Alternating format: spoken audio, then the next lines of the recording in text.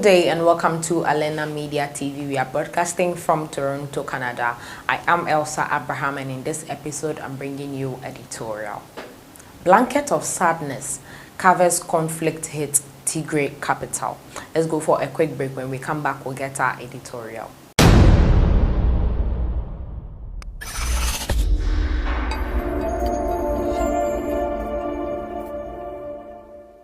Welcome back from that short break.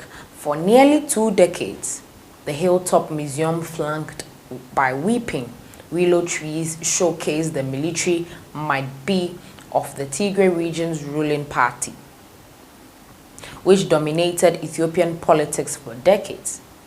Located in the regional capital Mekelle, the Tigray Matthias Monument housed weaponry and battle plans for the party's early days as a guerrilla movement, along with sepia portraits of men and women who lost their lives during the rise of power. These days, the museum symbolizes how far the party, the Tigray People's Liberation Front, has fallen after Ethiopian Prime Minister Abiy Ahmed displayed troops and warplanes to oust it late last year.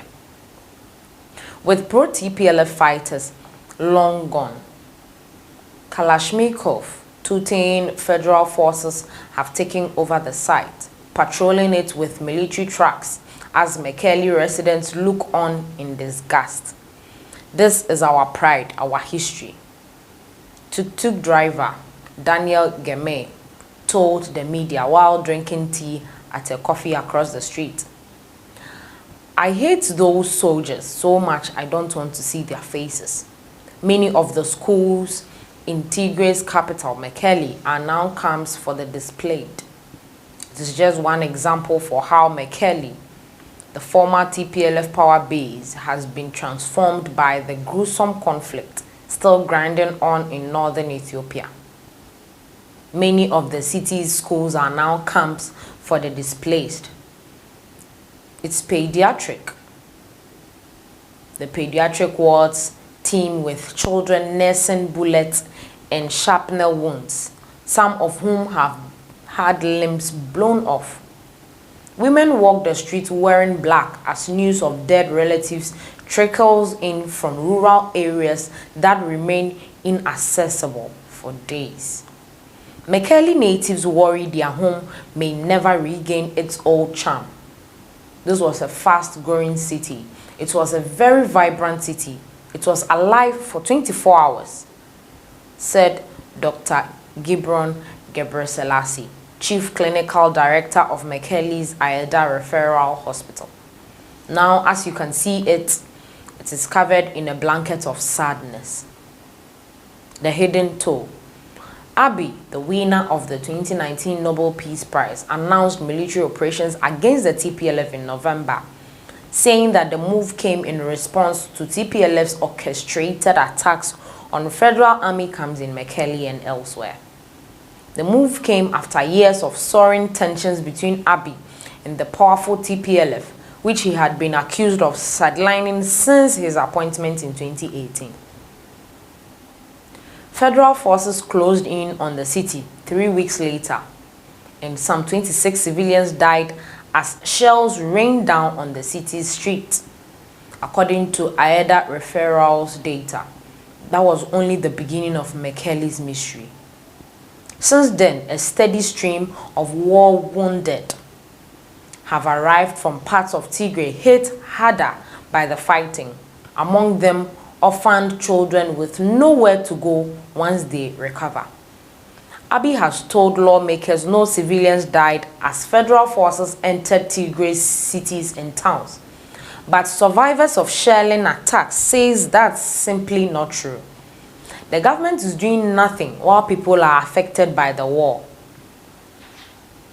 Halifrom Gebremariam said through tears as doctors treated his 13-year-old son, Nahum, who was struck by shrapnel in November, losing his right foot and vision in his right eye.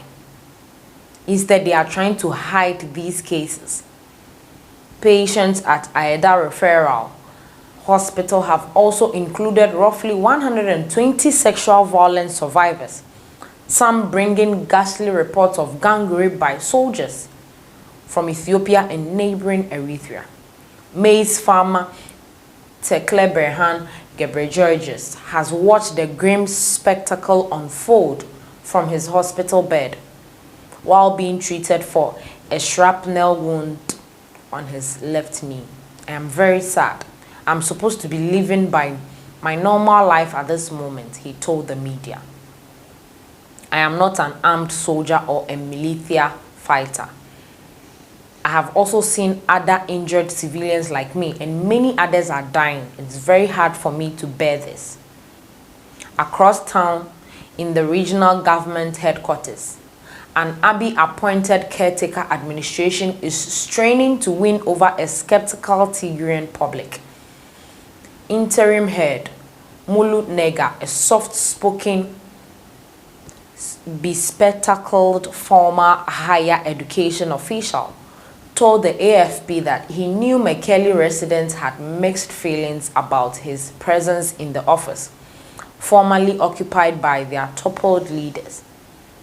They want to have a government take over the governance activities in the region, he said. On the other hand, as we are not elected, they have also some doubts. That's natural. Mulu said his priorities include reinstating security, repairing damaged infrastructure, and laying the groundwork for as yet unscheduled elections in Tigray. While he pointed to progress on tasks like filling civil servant posts, his detractors say securing popular legitimacy will be all but impossible. Zegazib Kamsu of the Tigray opposition party, the Betoner, said that Tigrayans associated Mulu with a perceived war on civilians dressed up as a campaign outside the TPLF. Who is dying? Not the TPLF. Who is being raped? TPLF. Who is punished with starvation? Not TPLF, he said. Furious and fearful. Perhaps Mulu's biggest challenge will be to assert control over all of Tigray. Large swaths of lowland territory in the west and south are controlled by special forces from neighboring Amara region. Eritrean soldiers, meanwhile, are active in much of the mountainous north. Their presence confirmed by aid workers and some officials, even as it's denied by Addis Ababa and Asmara. The soldiers have been accused of some of the conflict's most devastating massacres, including the deaths of hundreds in the town of Axum. Asked if the Eritreans need to go, Mulu told AFP, "Of course, it is very clear."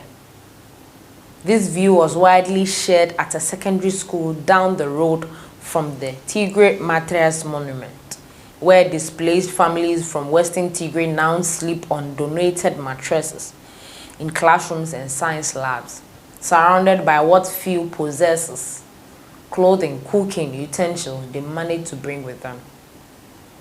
Mizan Kasa, an engineer from Humera, told the media that non-Tigrayan forces presence on Tigrayan soil makes me furious.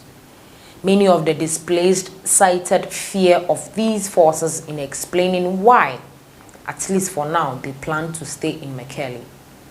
At least here, we are here among our people who are supporting us, said Terhas Yibra, another Humera native living at the school with her husband and 3 children. This is where we end today's episode on editorial. Please like, share, comment. If you know of such cases in your region, just make sure you comment in the section below so that we can also talk about it in your say. Thanks for watching.